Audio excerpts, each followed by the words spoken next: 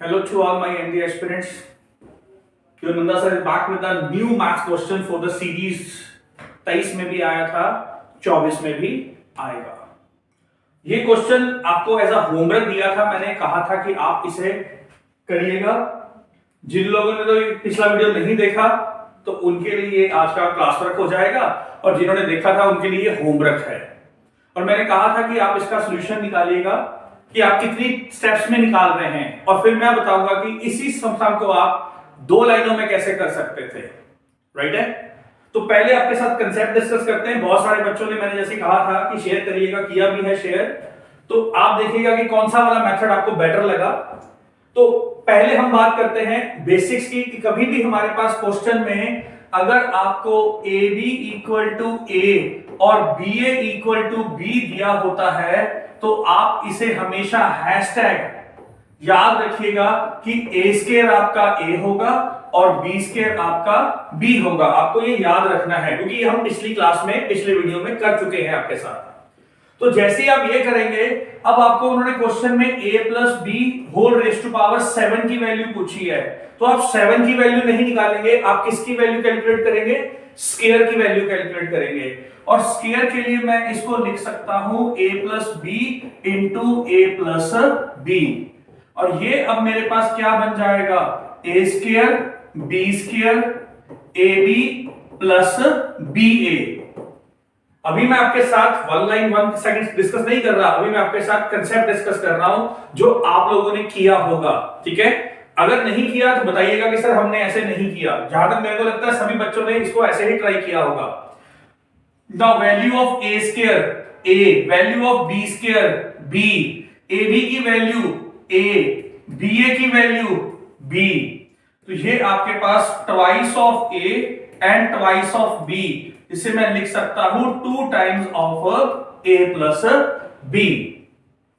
अब यहां पर आप देख सकते हो कि हमने शुरू किया था a प्लस बी के होल स्क्वायर के साथ, और हमारे पास twice of a plus B, यानी कि ये मेरे पास पहला रिजल्ट आ गया। ये मेरे पास क्या आ गया? पहला रिजल्ट।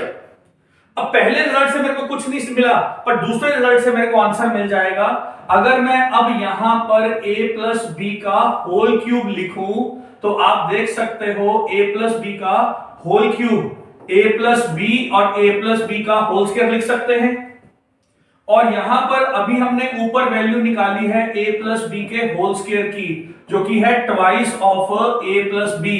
देख सकते हो, ये वैल्यू की बात कर रहा हूं मैं आपके साथ। और further I can write this as a plus B का होल स्क्वायर, और इसे मैं फर्दर यहां पर अगेन आप देखिए a plus B whole square, इसकी वैल्यू मैं फिर लिख रहा हूं twice of a plus B, यानी कि ये क्या बन गया? 2 स्क्वायर a प्लस बी। तो जब मैंने इसको यहां से, अब अगर मैं स्टेप को देखूं तो मेरे को अब आपको इसका पैटर्न मिल जाएगा कि सर हमें पता लग गया इस सम का आंसर कैसे निकलेगा। कैसे?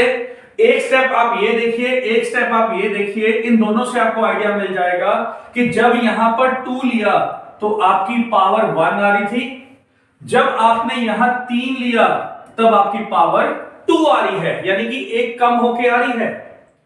तो इट मींस जब मैं यहां पर क्या लूंगा? 7, तब मेरी पावर एक कम होके आएगी, यानी कि मेरा आंसर आ गया 64 a प्लस बी। कितना आंसर आ गया? 64 a प्लस बी। राइट है?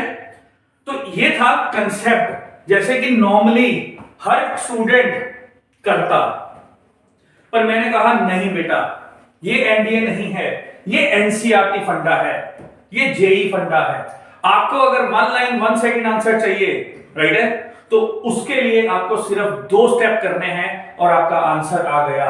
राइट है? तो प्लीज ध्यान दीजिएगा जरा, इसको यहां पर अलग से बॉक्स में आपके लिए करते हैं। ठीक है ना? और उस बॉक्स में, क्योंकि यहां पर हम बात करेंगे आपके साथ किसकी?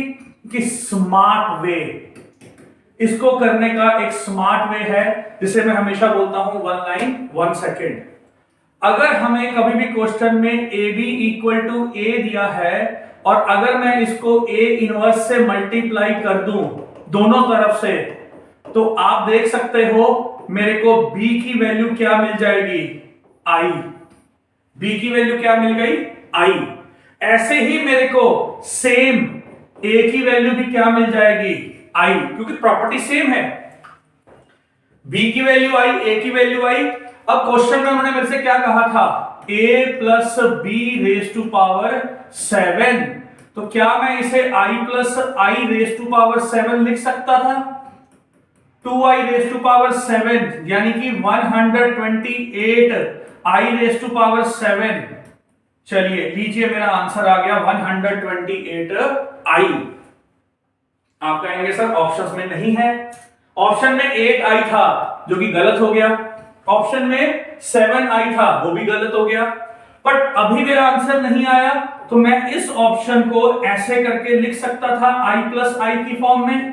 यस, ये i कौन है मेरा, a, और i कौन है मेरा, b। So answer is 64 a plus b। तो आपको जल्दी ही मिलेंगे नेक्स्ट क्वेश्चन नेक्स्ट वीडियो के साथ इन द सेम सीरीज कौन सी, 23 में भी आया था, 24 में भी आएगा। फॉर अ टाइमिंग आप अपने फ्रेंड्स के साथ, those who are preparing for upcoming NDA exam, आप इस वीडियो को शेयर कर सकते हैं एज अ कि भी ये क्वेश्चन आता है या नहीं आता है, नहीं आता तो त्याग हो जाएगा उसका, आता होगा तो क्या पता उसके पास एक बेटर ऑप्शन हो आपसे डिस्कस करने का, राइट है। तो ज्ञान बांटने से बढ़ता है, जितनी बार आप इन चीजों को डिस्कस करोगे प्लेटफॉर्म के ऊपर, आप भी कंफर्टेबल होते जाएंगे। That's it, thank you students.